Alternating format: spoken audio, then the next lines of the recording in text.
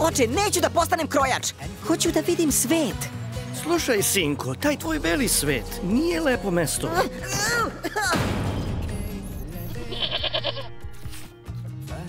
Živ je. Vidi, Alfazu, naučio sam! Bravo, dečko moj! Samo veruj Čilimu! Zdravo!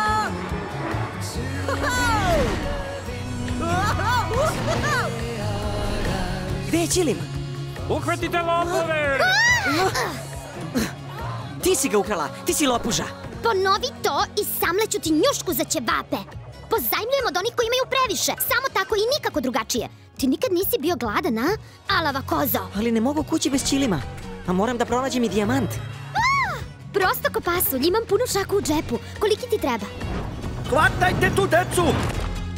To je sultanovo naređenje! Ding dong, ima li koga? Blesane. Ako ti poklone leteći Čilim, nečim moraš uzvratiti. Bacite njega i njegovu malu prijateljicu krokodilima. Hajde, poleti, krparo jedna lenja. Tvoj sultan ti naređuje. Dobro znam da ti jesi čarobni Čilim. Ako ubrzo ne poletiš, oparaću te dok si rekao Urma juri smokvu, nije Urma nego Burma, nije smokva nego rotkva! Aladin i leteći Čilim od 24. januara u bioskopima.